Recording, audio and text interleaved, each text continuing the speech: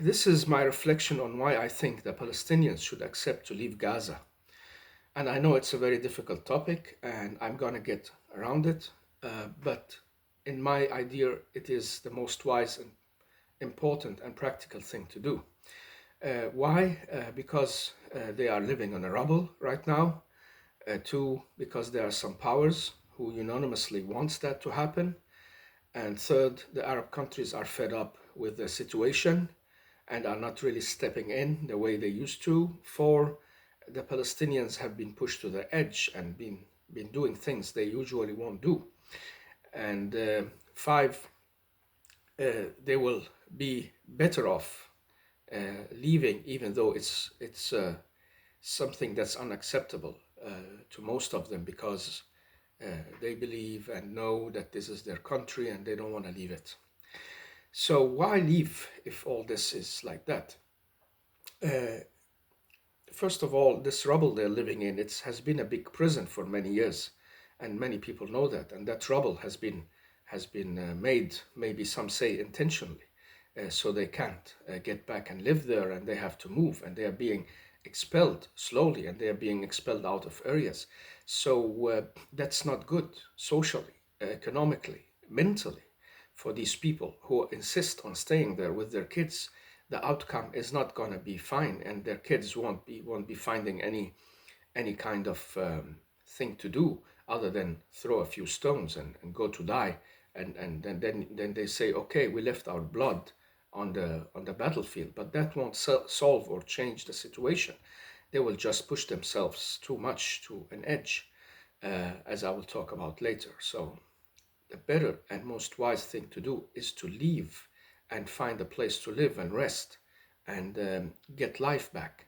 Because, as I said in number two, there are powers who wants this to happen. If you look back at history, you had always division, and the big powers didn't interfere directly.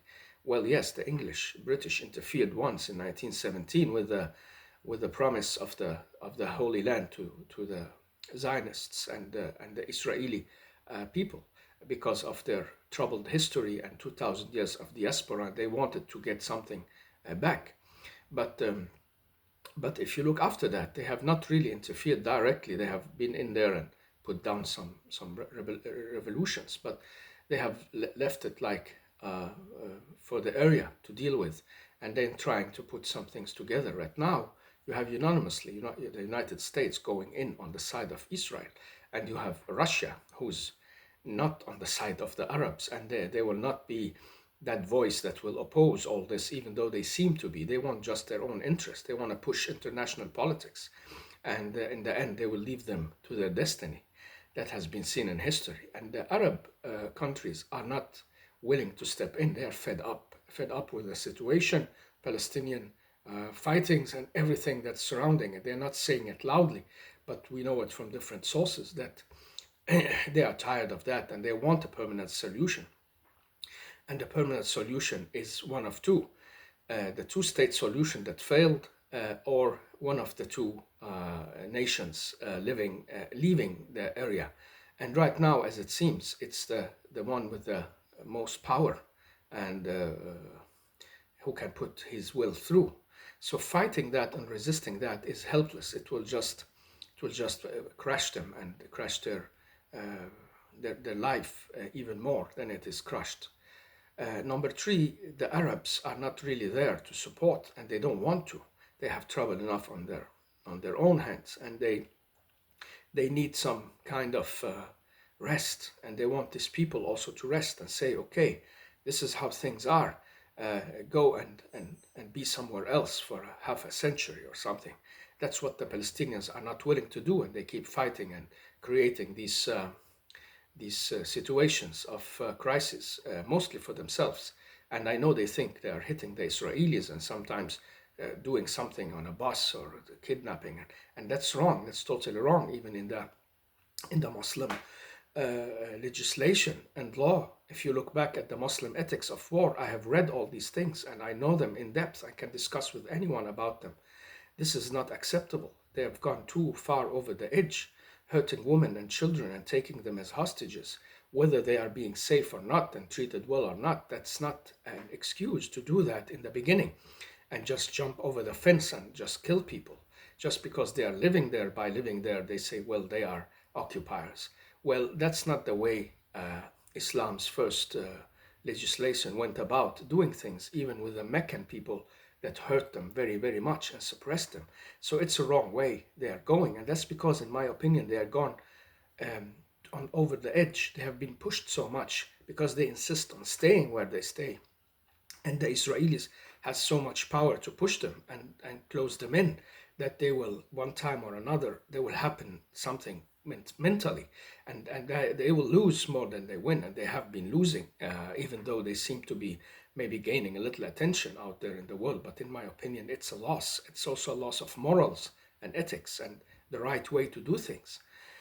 And so they are being pushed over the edge because of the situation, and that's why it's better to leave. And they've tried to search for someone who would help them. They only found Qatar and the Iranians, and Qatar is doing it. I have heard that uh, from from sources online, of course, and in the media that knows well about these things. They say that Qatar has been hosting them to keep an eye on them and to have them close by, so the Americans can reach into them at any time. And so they have not really found anybody to help them. And then they found the Iranians, and the Iranians wanted to use them to some certain goals of getting into the area, and nothing has changed, and they didn't help them a bit. They're just promising them and having them there, and even there, the hands of the killing reach in and kill their leader. So where are they? They are totally lost. They are. This is the big diaspora for them. And staying on this path it needs a big revision and an important revision. And so that's why I think they should leave Gaza. And there is a fifth and also maybe reasonable argument for this. They will be able to um, get a rest and build anew, and their kids will have a chance to grow up without thinking of only one thing: the hatred, the hatred, the hatred. The hatred has never solved any situation and will never do so. And that talk goes for the Israelis as well. That hatred they can have for the Arabs and Palestinians, that will turn back. It will one day just become the blindness that will take them down the pit. That's wrong. It's a wrong way going about solving your civilizationary issues. It can hold for a while, but then you lose in it. And so the kids there, they need something better, more rest, normal community, not the least also the women and the men. But I know it's easy to talk about it, but like this is something that needs to change, and not the least because they are not going anywhere with this. And just sitting there to be killed is not going to be a solution, or being pushed out by force. And that's maybe what's going to happen. And the Arab world is not going to react as they did before. There would be some demonstrations, and the leaders would go out and show their, declare their help and declare their support and their anger, and they will make resolutions and meet in the Arabic Union to satisfy the populations, and the populations will just say, yeah, well, our leaders are doing something, and we are angry on behalf of the Palestinians, and that's it. So there's not going to be the same thing as before. Things are more controlled, and the power is more unanimously on one side. And so they are not going to get anywhere with all of this. So I think they should leave. And then I remembered an argument of one scholar who was really beaten, beaten in words and rejected from the 80s and 90s, an Albanian Arabic scholar who was he was an expert in religious issues and studies. He told them that some of the things he could read in the history and in the books um, of the sayings that were confirmed in the Islamic literature, that the Palestinians, in his opinion, should leave and should live on the eastern shore of Jordan and stay there, or maybe somewhere else. So this is going to happen. I can almost sense it, and the powers behind it are strong. And if it doesn't happen, well, the misery of that situation in Gaza will continue, and that's not good. Um, and I know it's very difficult to talk about this, and to many people, they have already taken sides, throw them out in the sea or let them stay there to fight. But they should be neither. Neither. They should have a new life, and build a new culture, and get somewhere where they can have uh, new perspectives. And the trouble is that they sometimes don't want that perspective. They want the rubble of land, even though it's rubbles, and they insist on that. And they are stubborn, as many Arabs can be, just like the Israelis. So that's why they can keep fighting each other for centuries, because their stubbornness on winning is very strong. And they have both all the elements they need to do so, even though one part can seem weak and the other can seem strong. And the strong part is sometimes weak because they have also to go to great measures to do all this.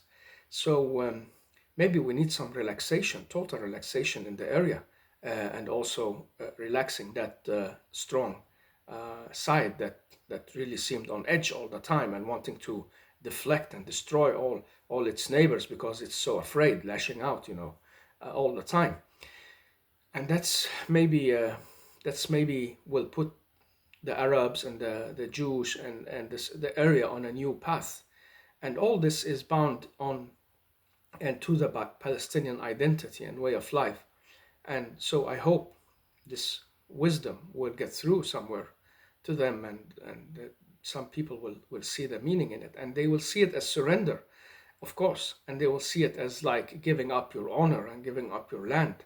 But realistically, it's leaving where you have no other options, where you are beaten. You cannot just stay there and die to the last man. You won't achieve anything by that, and you won't achieve anything by letting your kids grow up in such environment where they will be mentally and psychologically affected, and they are, many of them. And we've seen that when they came to Lebanon, came to the West, and came to the some of them Canada, United States, and started living.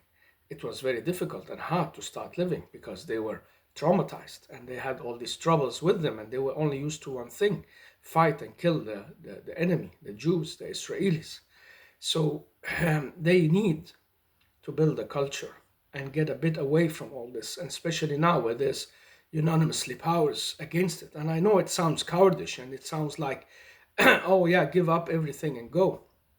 But it's more like